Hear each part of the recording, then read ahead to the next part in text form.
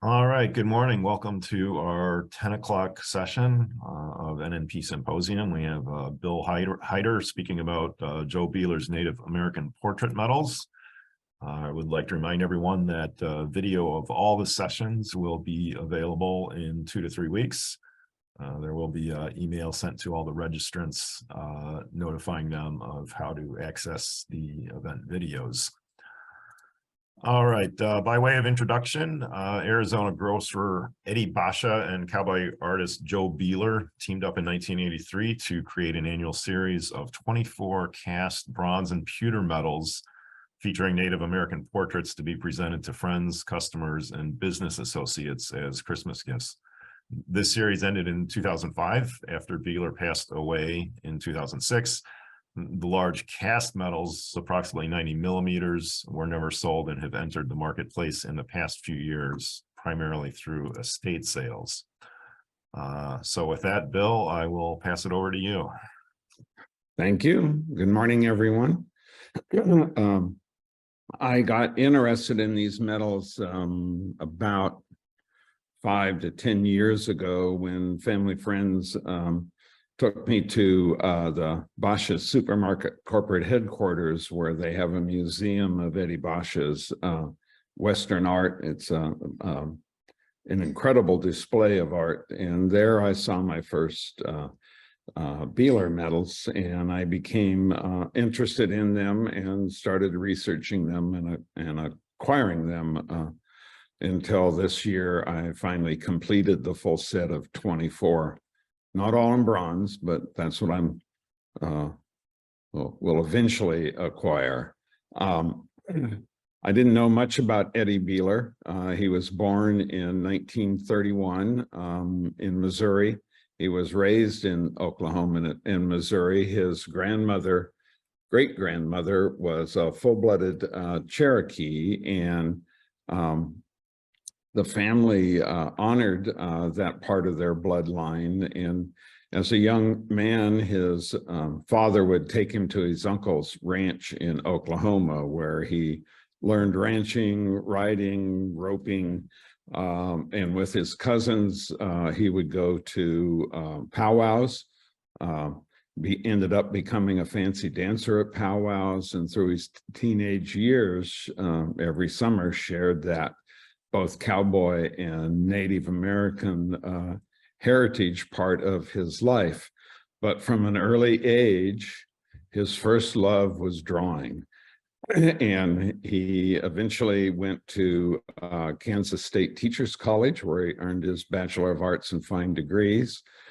He went on to Los Angeles and studied at the Art Center School. And while he was there, he would make money by working in the movie industry with the guys that took care of the horses. And he met another artist there who encouraged him to continue his art and even start working with bronze sculpture. His professional career began doing illustrations for books at the University of Oklahoma Press. And that's where, as I was researching him, I realized that in another part of my life, I studied prehistoric art, and I had documented rock art at Lava Beds National Monument, which was the center of the Modoc War with the United States. Captain Jack's stronghold is there. And so I went back to my library, and sure enough, The Modocs and Their War by Oklahoma Press, the cover illustrations. On the right-hand side is Beeler's drawing of Captain Jack. I already had some of his art in my library, unbeknownst to myself. As he was starting out, he would work on ranches and do paintings, and the ranchers would buy them from him. He would travel around loading his car full of art. And somewhere along the way, he was invited to do a one-man show at the Thomas Gilcrease Museum in Oklahoma. And in 1960, he had his first show, and that established him on a path that would lead to national acclaim and honors. Beeler had this notion that cowboy art, and he considered himself a cowboy. And he honored his Native American heritage, but first and foremost, he considered himself a cowboy, and he wanted to see cowboy art, Western art, recognized as legitimate art on the US stage. And so in June 23rd, 1965, Beeler and three other artists, Charlie Dye, John Hampton, and George Phippen, gathered at Oak Creek Tavern in Sedona, where Beeler was living at that time. And they formulated a plan to create a society of artists committed to making quality and authentic art portraying the cowboy West. And a few days later, they met at Charlie Dye's studio. They were joined by another artist, Fred Harmon, and they formalized the bylaws for the group and settled on the name, the Cowboy Artists of America. And the group exists today.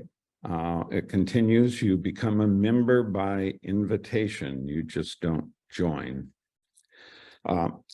In researching Beeler, I came across an image of a medal that was presented as a thank you from the Gilcrease Museum. And I didn't know much about it, but this last spring, I managed to acquire what I believe are the first two medals that he produced. This one is circa 1980. It's a donor medal for the Gilcrease Museum. I don't know how many were made, but the number 42 is stamped near the bottom. His signature at the bottom, Joe Beeler, and then after CA, the CA stands for Cowboy Artist. I believe this medal was one of two that came from the estate of Mrs. John Kiekeffer. She was the wife of a wealthy businessman, John Kiekeffer. He was her second husband, and she always used his name to honor him. He started out in the Northwest in Tacoma. He had a cardboard box company that later became Weyerhaeuser, and many of you likely recognize the name of Weyerhaeuser Corporation. They, after retirement, settled in the Phoenix area. This particular medal was presented to her in 1981 for her donation to funding the Cowboy Artist of America Museum. And she's interesting in and of the fact that she was a strong supporter of the cowboy artist, and she was the only female non-artist to be an honorary member of the Cowboy Artist of America. I don't have permission to use it, but there is a photograph of the Cowboy Artist of America members with her sitting in the middle of the group of men. The other part of Joe Beeler's story is that very early on, Eddie Basha, his father owned Basha's Supermarkets. He went to Stanford and earned a degree in history and was coming back home to join the supermarket business. He himself credited his aunt with encouraging him to develop a hobby as a refuge from the business world. And she advised to find a hobby built on his history degree and the arts. She was an art patron herself. And so in 1971, he began collecting Western art. In 72, he and friends from Phoenix were on a trip above Sedona. And on their way home on the weekend, they had Joe Beeler's address. They had never met him. They decided to stop at his house and introduce themselves. So they stopped and knocked on the door, and nobody was home. So they let themselves into the backyard, set up on Beeler's patio, and had a party. And Beeler never materialized, so Eddie went and tried the back door. It was unlocked, as was the norm in many towns in America at the time. walked in, went through the house, and saw 3 of his bronze sculptures in the living room.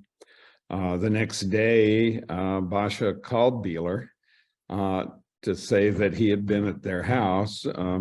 Beeler responded, "So you're the SOBs that made the mess in my backyard that my wife and I had to clean up?" Basha said, "Yep." And they agreed to meet the next day, where Basha bought the 3 sculptures that he had seen in the house. And that began a lifelong friendship between the 2 men. Jana Bommersbach, and throughout this talk, I will butcher names. That's English is my first language, and my second language, and names are like a 5th or 6th in my ability to speak good English. Anyway, she said Basha became known as the patron saint of Western art, and he built a massive collection, not only of cowboy artists, but Native American potters, Native American painters, basket makers, etc. Everything is on display in his museum. But as metal collectors and numismatists, I think we can all identify with a quote attributed to Basha. It is said that his statement was, "I never bought art as an investment. I always bought as a collector. This is the essence of my life." And I think all of us can identify with that statement. The next image is taken from the website for the Eddie Basha collection. Basha's collection, like I say, is on display at Basha's corporate headquarters in Chandler, Arizona. It was closed during the pandemic and remodeled, so the galleries in this photograph are a little bit different from what I saw when I visited years ago. But this gives you an idea of the Beeler Gallery and how things are displayed, and some of the wealth of his artwork. Which leads to the story of the Beeler Native American portrait medals. Basha collaborated with Beeler in 1983. He wanted to create a medal, or they called them paperweights, that Basha could use as Christmas gifts for his friends, his good customers, his favorite suppliers, etc. And they selected an image of a Navajo man to inaugurate what would become the series of 24 medals. The choice of a generic Navajo portrait might just be happenstance, but in 1983, Basha opened their first store in the Navajo Nation in Chenli, and that might be what led to the inauguration of the series. And this is the only one on the back. It says, "Thanks, Eddie Basha, Christmas," and signed by Joe Beeler. This is the only medal not signed on the obverse by Beeler. It's interesting to watch how Beeler's style changes over the 24 medals. That would be 23 years, and you'll see why there's an odd number in there at the end. But on this particular medal, it appears that he sculpted the background in clay and then built up the portrait by adding clay to the medal, much as he would be doing a bronze sculpture. These medals are approximately 90 millimeters, give or take 5 millimeters in diameter, and the early medals are about 1/4 of an inch thick. They're all cast, and towards the end, they get down to about half that size in thickness. In 1984, he did an Apache, and you can see the style begins to change. He's sculpting the portrait out of the clay as opposed to adding clay to the base model. Now, he may have been adding clay, but it's not quite the same effect as with the Apache. And these two illustrate Beeler's artistic axiom. He always said a Navajo should look like a Navajo and an Apache should look like an Apache. And he would spend a great deal of time at powwows or other fairs, etc., sitting in the background doing sketches of the people surrounding him, wanting to capture a true lifelike image. It was the same thing with his cowboy art. Many of his paintings were of roundups, branding, etc. And he was a master writer, a master roper, and he worked every year on roundups and branding and so forth as a volunteer because that's what he loved to do. And he wanted to keep naturalism in his art. In 1985, he did a Plains Indian. Again, this is very high relief. And this illustrates the other aspect of the art. These gifts quickly became popular.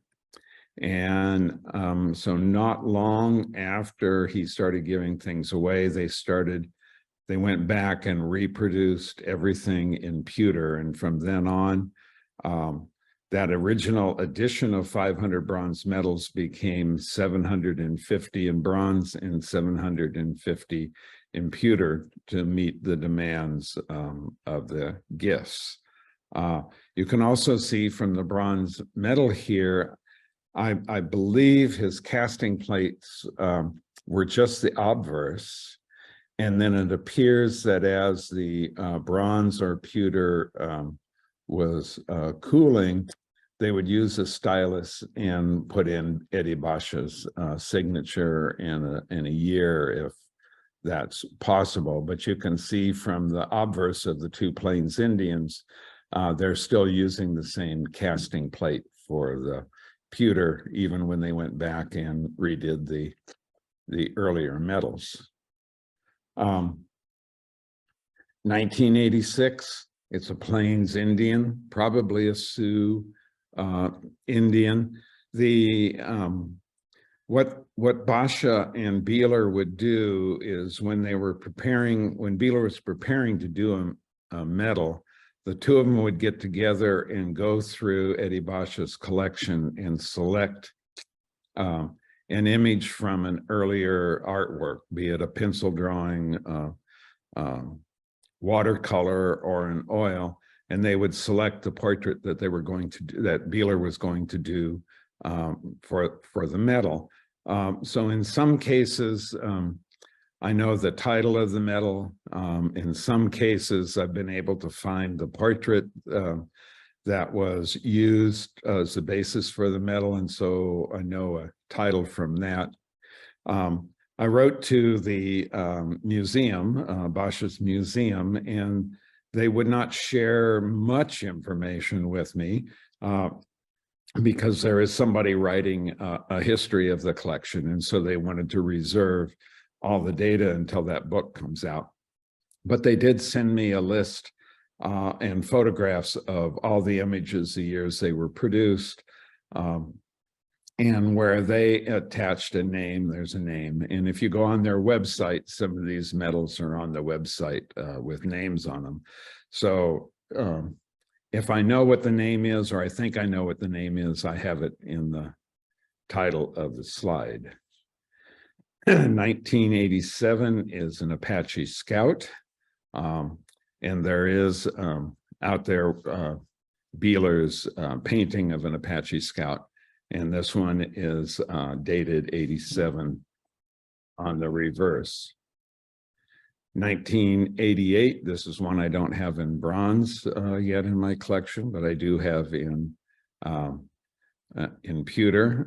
This is a Plains Indian. What particular tribe I can't identify, but the otter skin cap is common in the Plains, and the Indian has a bone breastplate that you can see in the image.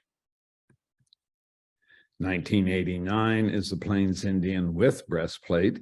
There it's more obvious in the image. And you're beginning to see the the tools he's using to sculpt the clay, he's using them to kind of format or create a texture for in the fields of the metal. 1990 is the first named Indian on a medal, and he chose, or they chose, Geronimo. On the back, it's dated 86, like the previous medal was dated 85. In the catalog, it's attributed to 1990. So why the 86? And here I'm not certain whether they have the medal out of order in the catalog, but Geronimo surrendered in 1886. And maybe that explains the date, what is perceived to be the date on the medal, but the 86 identifying the year of Geronimo's surrender. And the photograph on the right is the image that was used, that Beeler followed in creating the image of Geronimo. And that photograph was taken in 1886, shortly after Geronimo surrendered. What I find interesting in the way the patina has been applied to the portrait here, it gives Geronimo almost a spiritual look. And the Apache viewed Geronimo as a medicine man, a spiritual man, a holy man. However, they believed that he had spiritual powers and could not be injured by bullets. Geronimo never claimed that power for himself, but that's how the Apache recognized him. And this medal I consider to be one of the finest of Beeler's, and it really captures that cultural image and that cultural belief in Geronimo's powers. 1990 was another named individual, Bacon Rhine, and it's signed on the medal that he's an Osage Indian. Bacon Rhine was a political leader in the the late 19th and early 20th centuries. He was born in probably in Kansas, and as the Osage Nation was surrendered and moved to Indian territory in Oklahoma, he became at first a tribal councilman and later principal chief in 1912.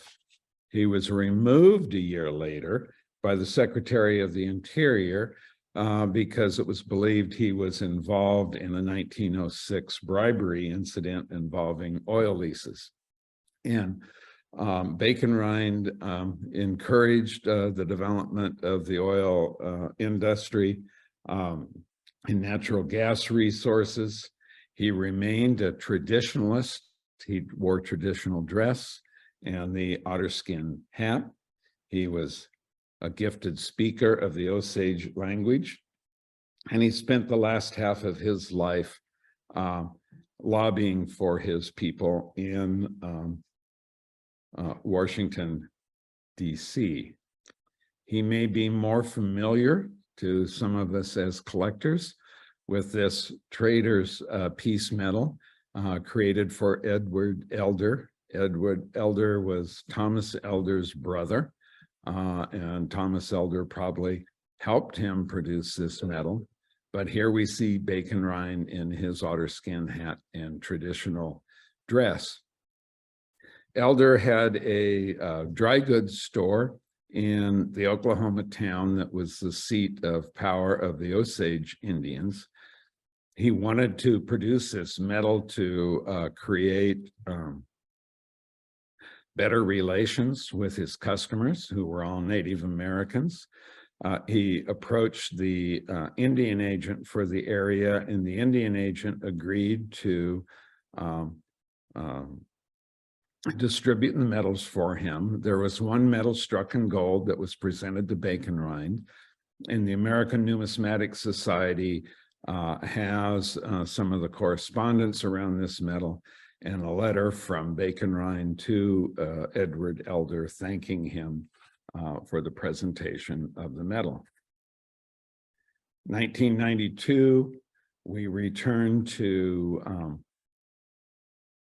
unnamed portraits.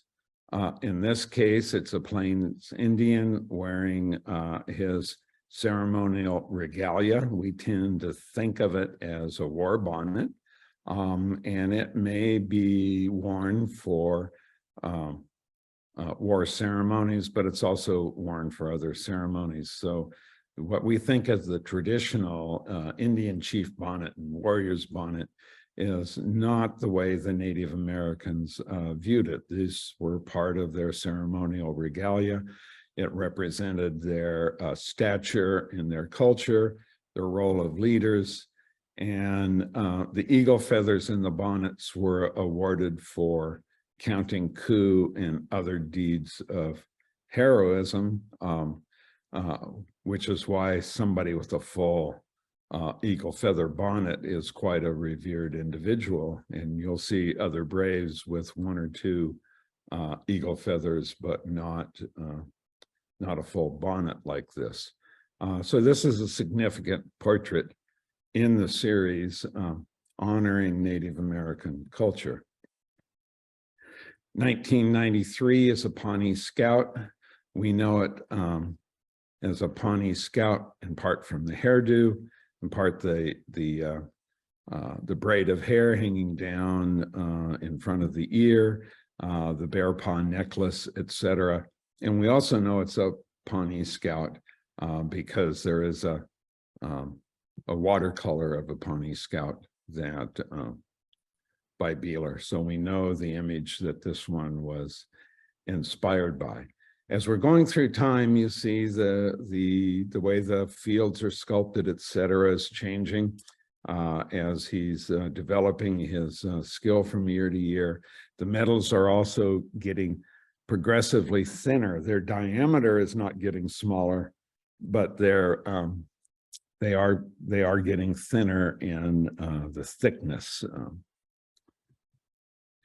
1994 returns to a named individual. This is Plenty Coup. Plenty Coup was the last chief of the Crow Indians.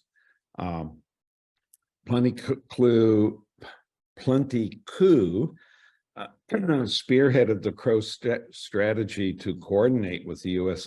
Army during the Plains Wars of the 1870s.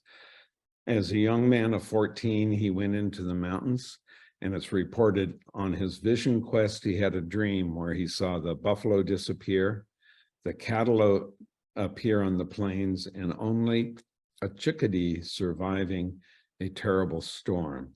The dream was interpreted to mean that the whites would take over the land and the crow as a chickadee could survive. And the spiritual leaders concluded that it would be to the advantage of the crow to support the white invaders. So Plenty Coup and 135 Crow warriors volunteered to become scouts for General George Crook in the 1876 campaign against the Cheyenne and the Sioux. Crow scouts were also with George Custer at the Battle of the Little Bighorn. After the battle, Crow warriors under Plenty Coup continued to support the U.S. Army as it pursued the Sioux and Cheyenne, both who were traditional image of the Crow. The Crow support of the U.S. Army helped them avoid the tragic fate of the Sioux. They were given a reservation in their homeland of Montana. Plenty Coup became their peacetime leader, and he encouraged the Crow to take up farming and ranching, and he moved from his teepee into a log farmhouse, and he also opened a general store. For the rest of his life, he advocated for the interest of the Crow, and as the railroad came through, after his urging, the Crow were hired to be the workmen on the railroad. when the government wanted to open Crow lands to white settlers, he traveled to Washington and fought the plan and succeeded in blocking it. He helped develop oil interest. And in World War I, he encouraged young Crow men to join the army. They were beginning to develop from the enforced idleness of the reservation and develop alcoholism and so forth. And he encouraged young men to leave that life and join the army and become warriors. In 1921, Plenty Coups was chosen as a representative of all American Indians at the dedication at the tomb of the unknown soldier. And in the photograph at the corner, you see Plenty Coups in his full ceremonial regalia with his coup stick at the tomb, surrounded by generals. He spoke in his native language at the dedication. And his coup stick was very well known. Plenty Coups earned his name that when he would lead his warriors into battle, they would face off against the enemy. He would plant his coup stick in the ground in front of him and challenge the enemy to cross the line defined by the coup stick to join the battle. At the end of the ceremony, he donated all of his regalia and his coup stick to Arlington Ceremony, and it's still on display in a conference room there at Arlington National Cemetery until this day. When he died, the Crow eliminated the title chief so that he would be the last chief of the Crow Indians. 1995, we see what is either a buffalo dancer or a spiritual man. And just from the headdress, it could be either one. I don't know the painting that it is modeled after, and so I don't know if that is titled, but this is a common dancing or ceremonial image from the buffalo societies of the plains. And we have to remember that the buffalo was the primary food source throughout the plains. And many of the wars with the United States could be traced to the decimation of the buffalo, which meant the end of these native cultures, their traditional ways, as the buffalo disappeared. 1996 is a Yavapai Indian. This is from agricultural group along the Gila River in Arizona. It's the only medal in the series that's not somehow tied to the plains, the Navajo or the Apache. 1997 is a Plains Indian, again in a ceremonial headdress, eagle feather headdress. This one is interesting in that the field disappears and becomes the ceremonial eagle feather headdress. 1998 is another Plains Indian, but the field in this instance creates an almost ecstatic effect for before you would go into battle or before you would go into the hunt. You would go through a ceremony and go into an ecstatic state. That might be what Beeler is trying to capture in this image. And I have a hard time not relating it to this medal by Alan Hauser of a Kiowa Apache. Alan Hauser was a native Apache. He was the first child born to an Apache couple when they were released from imprisonment in Oklahoma. His father fought alongside Geronimo, and Alan Hauser's father traveled with Geronimo after they surrendered, as the United States government paraded Geronimo to various fairs and events and so forth. Allen Hauser's father traveled with Geronimo and was Geronimo's interpreter. Allen Hauser's mother was a great-granddaughter of a great Apache leader, Manuelito, and her mother's husband was the white Indian agent who convinced Geronimo to surrender. So Allen Hauser grew up with this Apache tradition. His father had no objection to him becoming an artist, but he said, whatever you do as an artist, you have to be true to your culture.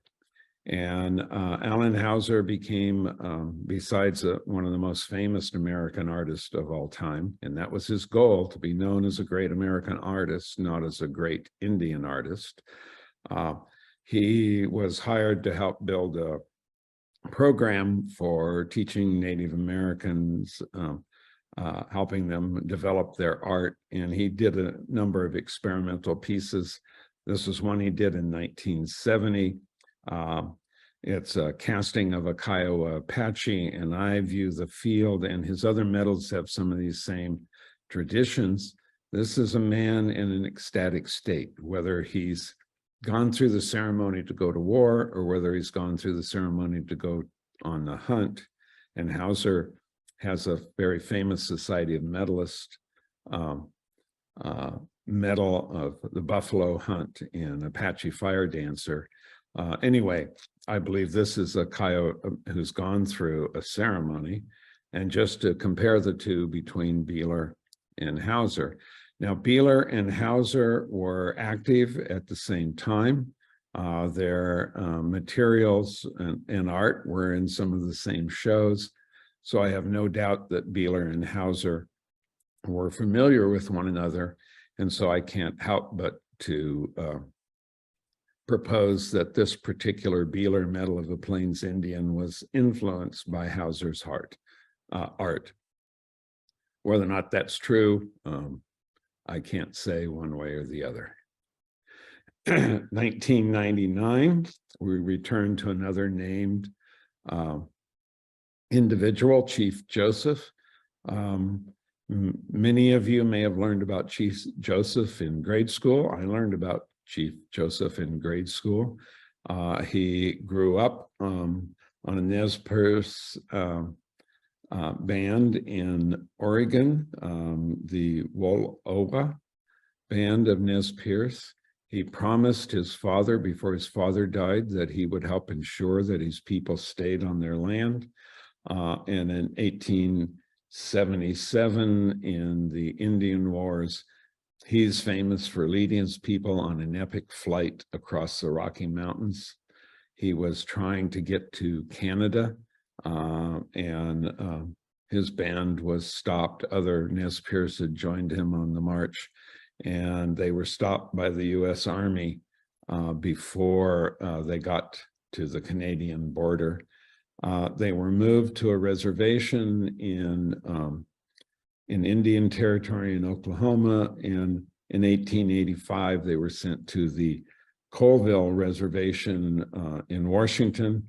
He fought hard to have his people return to their native lands in Oregon, but he failed and he died in Washington of what his doctor said was a broken heart, and his tomb is still in Washington today. You'll see using a very similar style of medal, the next year, 2000, was Chief Red Cloud. There are a couple of movies about Chief Red Cloud. Chief Red Cloud was the war chief of the Oglala branch of the Teton Sioux. Red Cloud was born in Nebraska near the forks of the Platte River.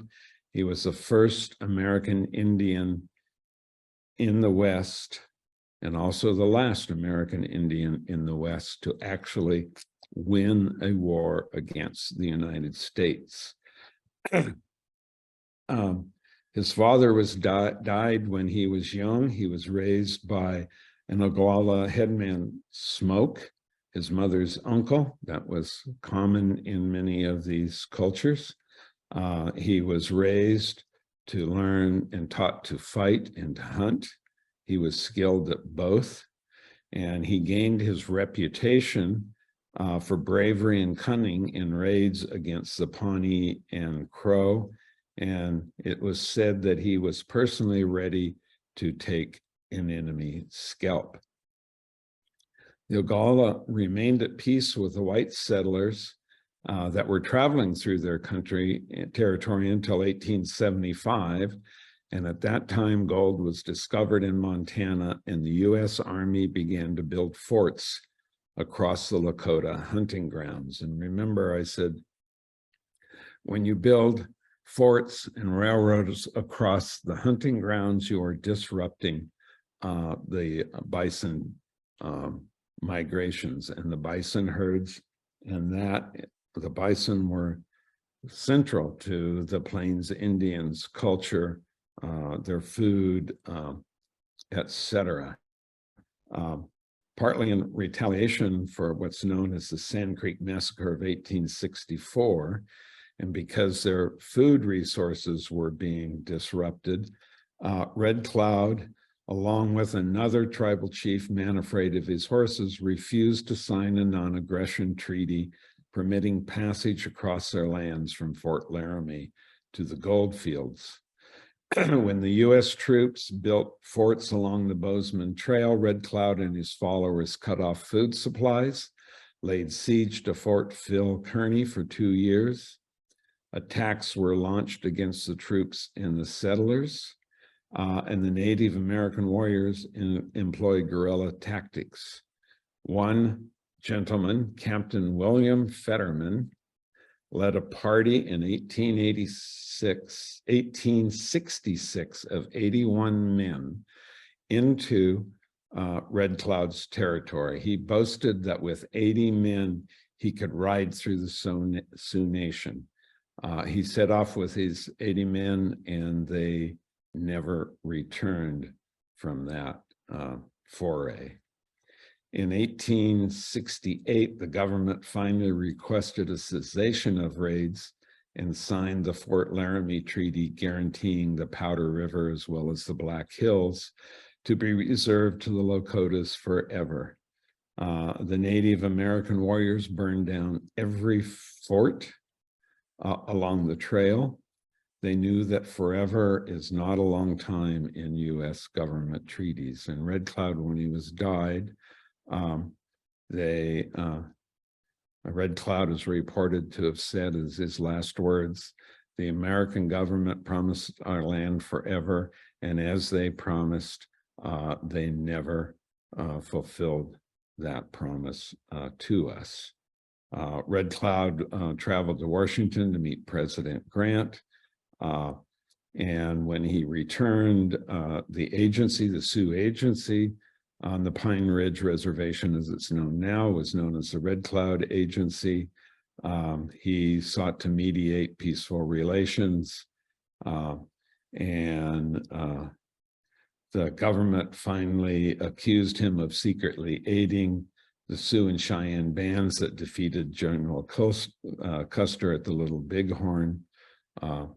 Eventually, he lost his sight, and he died on Pine Ridge in 1909. And as I said, he claimed that the government made promises forever that they never kept. Sort of to highlight Red Cloud's belief that the coming of the white man was destroying their culture in 2001. Beeler's choice was a buffalo head, and here's a pen and ink drawing in the right-hand corner that the metal was most likely modeled after. I have it here in pewter. It's, in my opinion, is a more beautiful metal in bronze, but I have yet to acquire it in bronze. But if anything, represents the culture of the Plains Indian. It's the American bison. 2002, returned to another Plains Indian. 2003 is a Mandan. It's a Northern Sioux tribe. And here the sculpting in the clay is interesting because the scraper used to form the hair then follows into the field to help define the portrait. And again, this is a metal that, in my opinion, is better in bronze than in pewter, but I do not have the bronze in my collection as yet. 2004, another Plains Indian. 2005 is Quanah Parker, and the studio card in the lower right-hand corner shows the photograph that this bust is modeled after. Quanah Parker was a Comanche leader. He was born in 1855. He lived over his lifetime 2 very different lives. His first life was a warrior among the Plains Indians of Texas.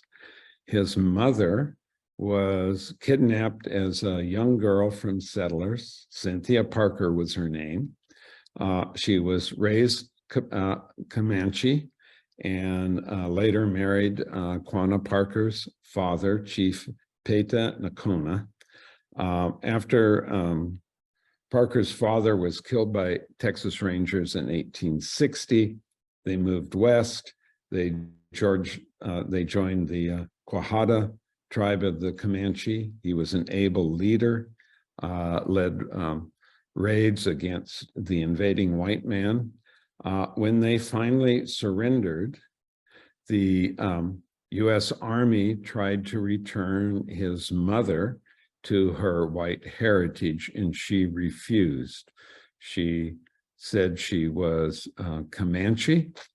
She honored her chosen people. She eventually went on a hunger strike against their interest and later died. Quanah adopted her last name, Parker, as his own to honor his mother. He became a successful rancher and investor. He often traveled to Washington. He played golf with the likes of Teddy Roosevelt. He became quite wealthy, but he always honored his native culture. And one year he was severely injured. It was not healing, and a Native American medicine man performed a peyote ceremony with him, and his wounds healed. And so he became one of the founders of the Native American Church and was a proponent for the rest of his life. And in true chiefly fashion, he had 7 wives, and respect that was paid to him in the Panhandle. There's the town of Quanah, and at the county courthouse stands a monument to their namesake, Quanah Parker. 2005 was a turning point, as well as the end of this series. Surviving Congressional Medal of Honor winners have an annual conference, and in 2005, their conference was scheduled to meet in Phoenix. Eddie Basha was one of the people on the planning committee, and he collaborated with Beeler to produce something that could honor could honor Congressional Medal of Honor winners. And so what could they choose to represent what they saluted the valor, courage, and heroism of combat of Congressional Medal of Honor winners? And they settled on the portrait of Cochise. Cochise was one of the greatest, if not the greatest, Apache chief. He was a prominent leader of the Chiricahua Apache. He was feared for the raids on settlements. This animosity grew out of a misunderstanding. In 1861, he was accused of kidnapping a rancher's son, and he was invited to meet with some soldiers where they arrested him quite by surprise, and that kicked off a number of years of brutal raids and fights with U.S. soldiers, Mexican soldiers. He fought on both sides of the border against people encroaching upon his traditional lands of the Apache. And eventually, Cochise agreed to a peace settlement and ended the wars in 1872. The U.S. government offered his people a huge reservation if they would cease hostilities. Cochise agreed, saying that the white man and Indian are to drink of the same water, eat of the same bread, and be at peace. He didn't have much time to enjoy the privilege that his hard-won peace bought for him and his people. In 1874, he became seriously ill. We don't know today. It was possibly stomach cancer, and he died in 1874.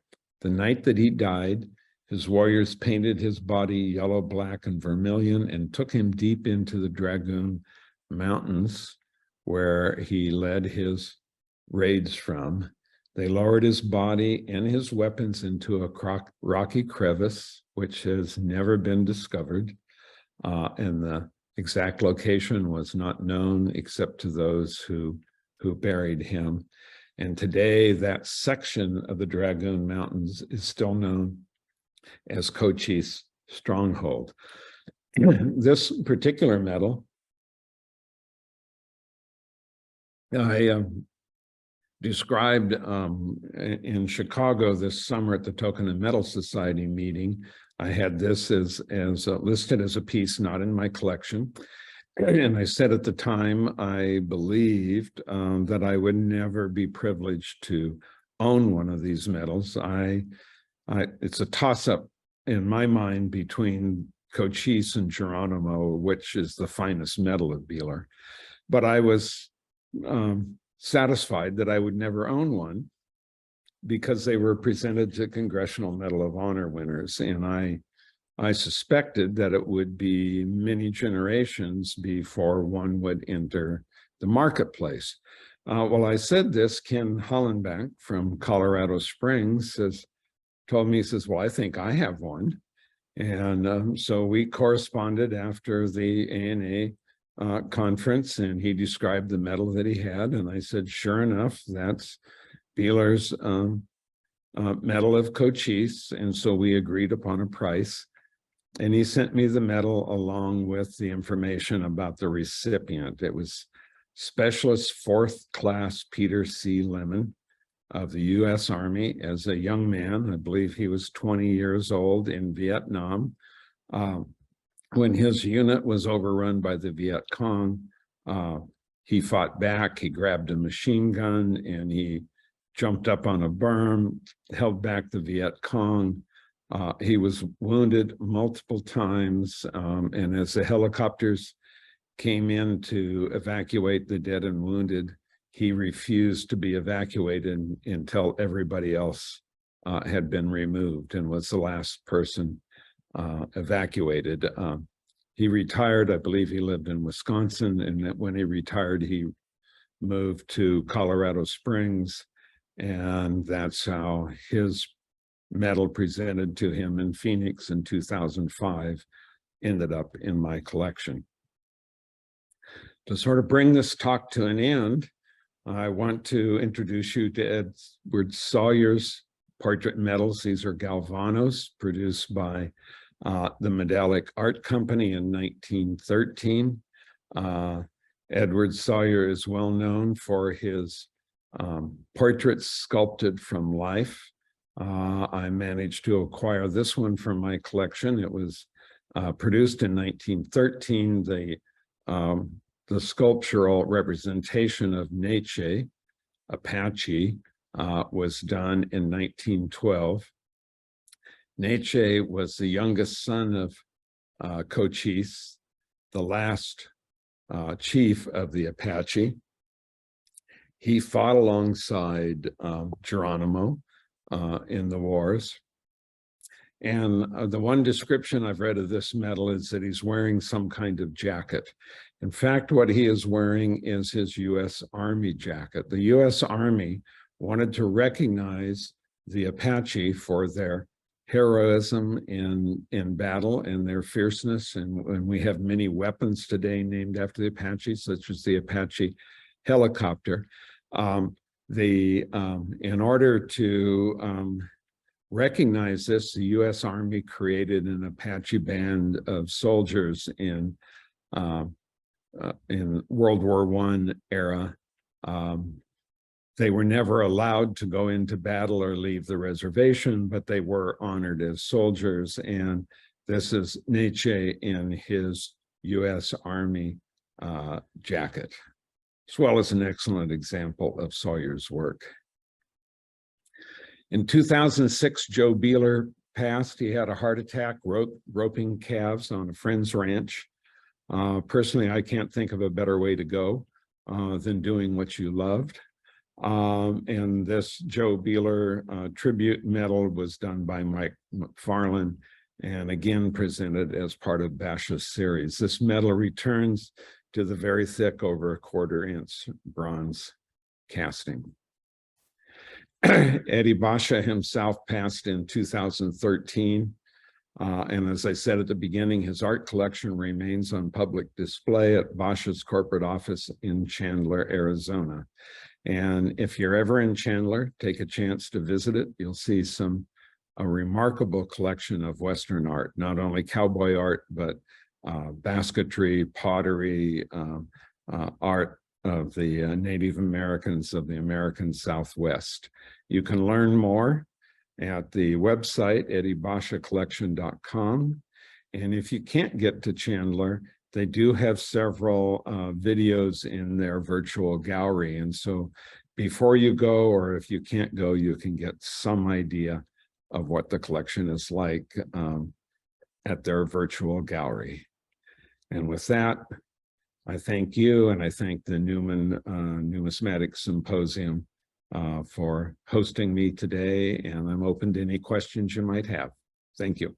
All right, thanks a lot, Bill. We'll open it for questions. You can just enter them in the Q&A at the bottom of your screen. This is a great series of medals, and Bill, it's great to see you developing all this wonderful information on this series. These are really, really attractive medals. I mean, it's just really works of art here. All right, any questions out there? Just fire away in the Q&A. Bill, what got you interested in the series to begin with? Well, I saw the medals at the Basha's museum. I didn't know anything about them. I was intrigued by them. And after I returned home and wanted to learn a little more about them, I sort of became confused between Beeler, because I couldn't remember the name, and Edward Sawyer's Galvanos.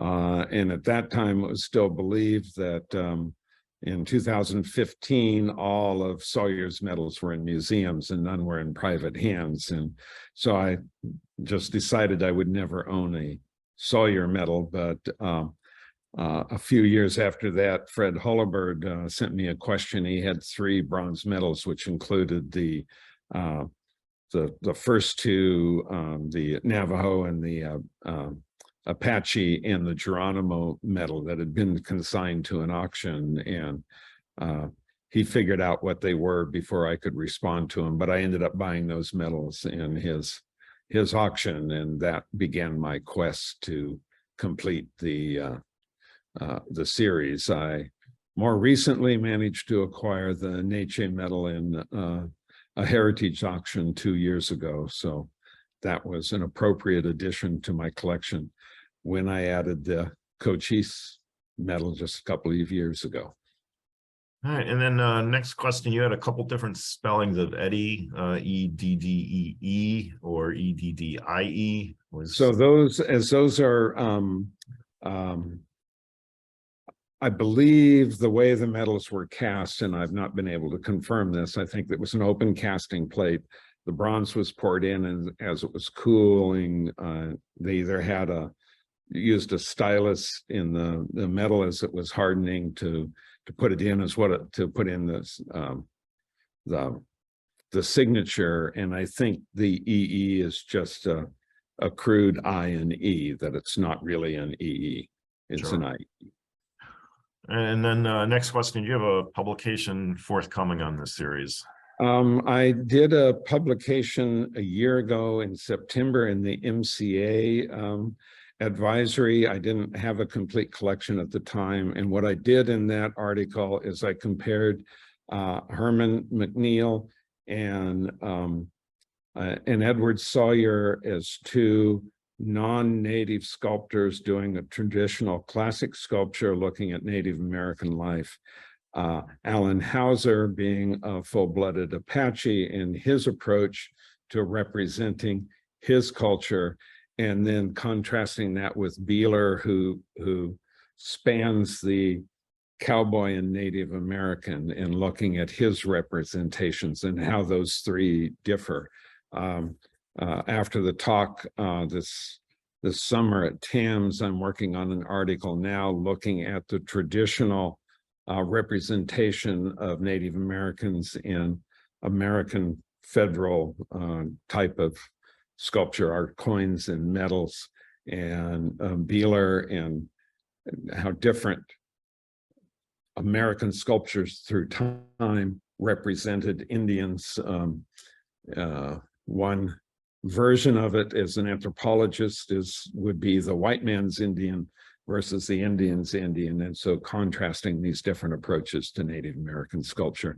But that's something that's still early in progress. Mm-hmm. All right, next question. You said they made 750 medals in bronze, 750 in pewter.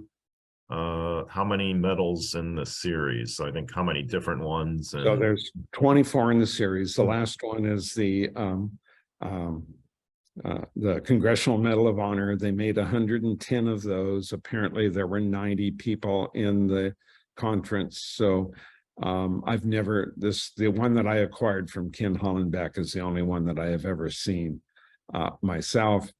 And I don't know the exact numbers. That's I asked the Basha Museum if they had data on how many were actually made each year. And they said all of that information is reserved for the person who's working on the history of the collection. And when that book is published, then they will make that information available, but they're holding it in reserve. Sure. So I don't know the exact number. I do know that people that receive these set them into stones in the garden. They became door pulls, handles on. So they were used in a whole variety of ways. Some of them have glue on the back. They were glued in picture frames. And Heritage years ago had, I think, 6 medals in a picture frame that they had in an art auction, not in a numismatic auction. So they're just slowly coming onto the market. There's one gallery, AZ Line in Phoenix, that I bought a couple of medals from there, and one of the dealers there has helped me. You know, they would send me notice if Beeler medals came up at auction and help me complete my collection. So it sounds like some of them might be in nicer condition than others. Yeah, they run 150 to the one Buffalo bison head medal in bronze. was in an auction, and at 400, I dropped out. That was more than I'd paid for any other. And now I regret that I didn't go Right, after. right. Yeah, once there's a list of them out there and, you know, people see how nice they are, then, you know, it's going to change. Right. Okay. All right. I think that may wrap it up for the questions. Just as a reminder, thanks to Eric P. Newman Numismatic Education Society for sponsoring this event, and videos of all sessions will be made available in 2 to 3 weeks, and we will send notifications to all the attendees. All right, Bill, thank you very much for being with us today. Thank you. Thank you to everybody who's here today. All right, we'll wrap it up there. Thanks a lot.